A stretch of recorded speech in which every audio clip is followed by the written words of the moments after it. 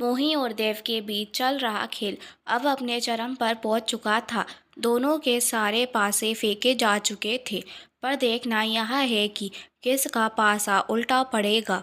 Secretary को 2 cup coffee के लिए कहकर देव ने परिमल के साथ बैठकर प्रत्यक्षतः तो थोड़ा सहज होने का उपक्रम करके अपने स्वर को बरशक सामान्य रखते हुए मुस्कुराते हुए बोला, जी ये मोही शर्मा ही हैं।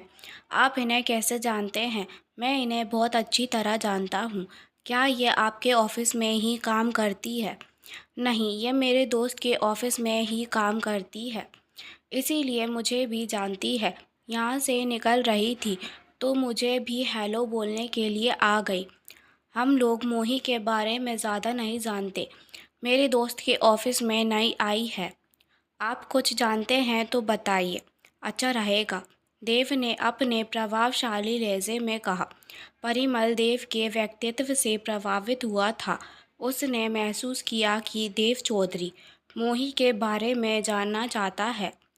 परिमल ने गंभीर स्वर में कहा, सर यह लड़की नहीं है, एक तूफान है। जिसके जाल में कोई आ जाए तो उसकी दुनिया हिल जाती है। रुड़की में इसके पेरेंट्स, भाई बहन सब हैं। जब ये वहाँ पढ़ाई कर रही थी, इसके सहपाठी रुड़की के एमएलए निरंजन के बेटे चिराग को मोही से प्यार हो गया। साल भर दोनों एक दूसरे से प्यार में डूबे रहे। चिराग अपने नेता पिता की हर तरीके से कमाई दौलत को खुले हाथों से मोही पर लुटाता। फिर मोही ने रंग बदलना शुरू किया। वह चिराग पर शादी करने का जोर डालने लगी। चिराग और निरंजन को यह शादी कतई मंजूर नहीं थी।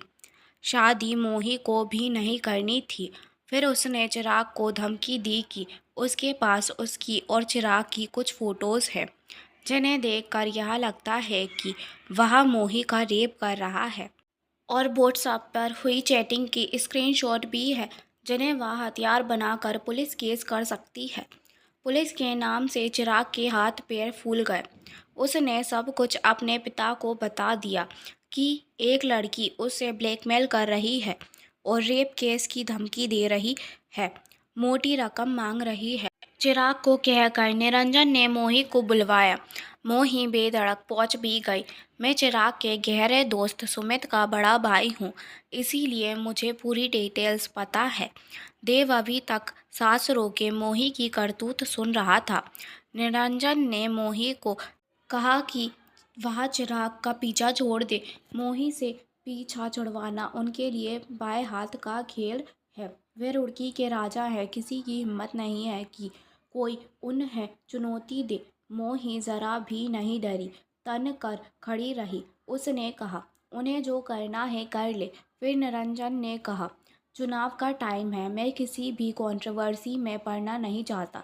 नहीं तो लड़की, तुम्हें तो पता भी नहीं चलेगा कि तुम कब किधर से गायब हो गए। तुम्हारे मरने के बाद मैं तुम्हें चरित्रहीन भी साबित कर दूंगा। राजनीति और पैसे की ताकत तुम नहीं जानती, अभी बच्ची हो। पर मोही ने फिर उन्हें धमकी दी कि वह अकेली नहीं है। ये सारे सबूत कुछ खास लोगों के पास भी हैं। चुनाव के समय निरंजन किसी भी विवाद में पड़ना नहीं चाहते थे। आखिरकार मोही 25 लाख लेकर मानी। तब तक शायद उसे मुंबई में जॉब मिल चुकी थी। घरवालों से उसके संबंध कभी अच्छे थे ही नहीं। ना उन्हें इससे मतलब है, ना इसे उनसे। बस यही कहना चाहूँगा, इससे अलर्ट रहिए। देव बड़ी सफलता से अपने मनोभाव छुपा गया। उसके साथ नई डील फाइनल की। दोस्ताना ढंग से उसका फ़ोन नंबर, उसका रुड़की का पता भी लिया। परिमल तो चला गया, पर देव का सिर चकरा गया था। सब चालाकियाँ अय्याशियाँ धरी की धरी रह गई थी। परेशान हो गया। मैं फंस तो नहीं गया, बेवकूफ़ों की तरह उसके हुस्न में डूबा, शादी तक कर आया। वहाँ तो गनीमत है कि कोई फ़ोटो नहीं है। मुझे फंसा तो नहीं पाएगी। मुझे परेशान करने के लिए कुछ है तो नहीं उसके पास। पर आजकल मेरे पैसे तो खूब उड़ा रही है। कैसे पता करूँ मेरे लिए उसके मन में क्या है? क्या पता सुधर गई हो, सचमुच मुझे प्यार करती हो ना। अब यकीन नहीं हो रहा है। कुछ तो है जो मुझे कई दिन से खटक रहा है। उस दिन पहली बार घर जाने पर मोही के रूप का जादू देव पर नहीं चला। देव ने अचानक उससे पूछा, मोही, रुड़की में तुमने किस कॉलेज से पढ़ाई की है? मोही के चेहरे पर जो भाव आए, देव को अंदर तक हिला गए।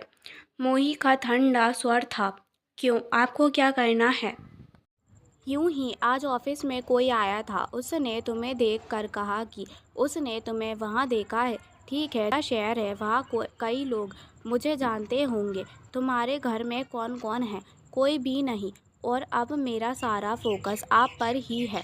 कहते हुए मोही के चेहरे पर आज जो मुस्कान उभरी, देव ने यह मुस्कान पहली बार देखी थी। इस मुस्कान में कुछ था जो देव को सही नहीं लगा। देव को इस मुस्कान में आने वाले किसी तूफान की झलक सी दिखी। उसे महसूस हुआ कि वह फंस रहा है, नहीं फंस चुका है। अचानक मोही उससे आकर लिपट गई। देव, सब छोड़िए, बस हमें जो एक दूसरे का साथ मिला है इसे एंजॉय करते हैं। अब मुझे आपके सिवा किसी से मतलब नहीं। उस दिन मोही के इर्द गिर्द देव की बाहों की गिरफ्त ढीली ही रही। सुबह फिर मोही ने फ्लैट की रट लगाई तो देव ने गंभीरतापूर्वक कहा, मोही, फ़िलहाल मैं बहुत बिज़ी हूँ, फ्लैट देखने का अभी टाइम नहीं मिल रहा है। Have some patience dear, time मिलते ही ज़रूर देखेंगे। Okay Dev, no problem. Dev ने यह मामला कुछ दिन के लिए टाल दिया था। अब मोही से सतर्क था पर चिंतित भी था। पूरा हफ्ता देव की नज़र मोही के हर कार्यकलाप पर रही। मोही के बॉडी लैंग्वेज अब देव अलग तरह से नोट कर रहा था।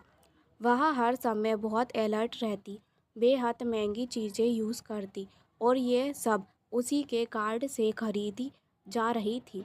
ऑफिस में भी मोही के सहयोगी उसकी हर चीज़ को महंगी और ब्रांडेड देख हैरान होते। आपस में यही बात करते कि वाकई मोही ने बहुत बड़ा हाथ मारा है। ससुराल में कौन कौन है, कैसे लोग हैं, पूछने पर मोही टालते हुए छोटा सा जवाब कोई नहीं देकर बात ख़त्म कर देती। प्रशांत की पत्नी शुदा सीए थी। उसकी सीए की अपनी फॉर्म भी थी। साथ ही वह शौकिया प्रॉपर्टी इन्वेस्टमेंट का बिजनेस भी कर रही थी। एक दिन वह अपने क्लाइंट को एक रो हाउस दिखाने गई हुई थी। यह अमीर लोगों का एक महंगा इलाका था। अपने क्लाइंट के साथ वह रो हाउस से निकल ही रही थी कि उसने कुछ दूरी पर स्थित एक रो हाउस से मोही और देव की मेड लता को साथ निकलते देखा। सुधा बुरी तरह चौंकी। क्लाइंट को वहीं से बाय बॉल कर वह इस तरह दीवार के पीछे खड़ी हो गई कि वह मोही को ना दिखे, पर वह स्वयं मोही को साफ साफ देख सके। उसे मोही अपनी मैरिज एनिवर्सरी की पार्टी में भी नहीं जमी थी। मोही से मिलने के बाद उसे कोई पॉजिटिव वाइब नहीं आई थी। सुधा ने देखा, मोही लता को एक फ़ोन पर कुछ समझा रही थी। यह लड़की लता से क्यों इतनी फ्री है? यहाँ इस पोज सोसाइटी से कैसे निकल रही है? दोनों कितनी एक्साइटेड है? मोही लता को कैसे जानती है? लता देव की सोसाइटी से यहाँ इतनी दूर काम के लिए तो नहीं आती होगी। देखना पड़ेगा कि क्या बात है। उस दिन प्रशांत घर लौटा तो चाय पीते हुए सुधा ने बताया, अरे प्रशांत, आज मैं नीलकंठ गार्डन गई थी। वहाँ मैंने मोही और देव की मैड लता को साथ निकलते देखा। मोही लता को एक फ़ोन में कुछ समझा रही थी। दोनों की बॉडी लैंग्वेज से लग रहा था कि दोनों में काफ़ी अच्छी बॉन्डिंग है। यह मोही लता को कैसे जानती है? मैं तब से यही सोच रही हूँ। प्रशांत चौंका, क्या पक्का मोही थी? तुमने उसे ज़्यादा बार देखा नहीं है, कहीं कोई और हो? नहीं, मोही ही थी। फिर सुधा के स्वर में शरारत उभर आई। अगर पत्नी पति के ऑफिस की किसी सुंदर लड़की से मिले तो उसे वह लड़की याद रह ही जाती है। नो डाउट मोही बहुत सुंदर है, इसीलिए वह मुझे याद रह गई। फिर वह मुझे ज़्यादा पसंद भी नहीं आई थी। बात तो सीरियस सी लग रही है डियर। एक तो देव पता नहीं आजकल कहाँ बिजी है। पहले तो वीकेंड पर यहाँ अपने आप ही हमारे पास आ जाता था। पता नहीं क्या कर रहा है। अभी फ़ोन करो उसे, पूछो कहाँ बिजी है। फ़ोन स्पीकर पर रखना, मुझे भी सुनना है कि क्या कहता है। प्रशांत ने उसी समय देव को फ़ोन मिलाया। देव ने सुस्त आवाज़ में हेलो कहा। प्रशांत चौंका। तू कहाँ है देव? तेरी तबीयत तो ठीक है? कुछ परेशान हूँ दोस्त, बाद में बात करूँगा। इतने में सुधा ने स्नेहहीन स्वर में कहा, देव आ सीधे यहाँ आओ, हमारे साथ डिनर करो। अरे भाभी कैसी हैं आप?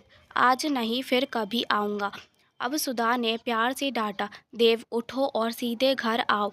आज डिनर साथ में करेंगे। तीनों की दोस्ती बहुत पक्की थी। अब देव मना नहीं कर पाया। ढीले से स्वर में इतना ही कहा, आता हूँ भाभी। देव आया। उसके चेहरे पर तनाव साफ साफ दिख रहा था। आम बातों के बाद प्रशांत ने कहा, अब मुझे यह बता कि तू कहाँ बिजी है? इतने दिन से मिलने क्यों नहीं आया? मिला भी तो जल्दी में था। देव फीकी हंसी हंसा। अब सुधा ने पूछा, देव मुझे यह बताओ कि तुम्हारी मेड आज मोही के साथ क्या कर रही थी? मैंने दोनों को आज नीलकंठ गार्डन सोसाइटी में साथ देखा है। देव को जैसे करंट लगा। क्या कह रही हो भाभी? सुधा ने अब थोड़ा गंभीर होते हुए कहा। देव, कुछ बात है तो हमें बताओ, अकेले परेशान होने की ज़रूरत नहीं है। सुधा की बात पूरी नहीं हुई थी कि उसका फ़ोन बज उठा। वह जिससे भी फ़ोन पर बात कर रही थी, जितनी भी बात देव और प्रशांत ने सुनी, दोनों के चेहरे पर सुनकर तनाव बढ़ा। किसका फ़ोन आया था सुधा के फ़ोन पर, जिसे सुनकर देव और प्रशांत दोनों चौंक पड़े? यह जानने के लिए नेक्स्ट पार्ट ज़रूर देखें। मोही और देव की कहानी आपको इंटरेस्टिंग लग रही है या नहीं, हमें कमेंट करके ज़रूर बताएं। धन्यवाद और हमारे चैनल को भी सब्सक्राइब कर लें।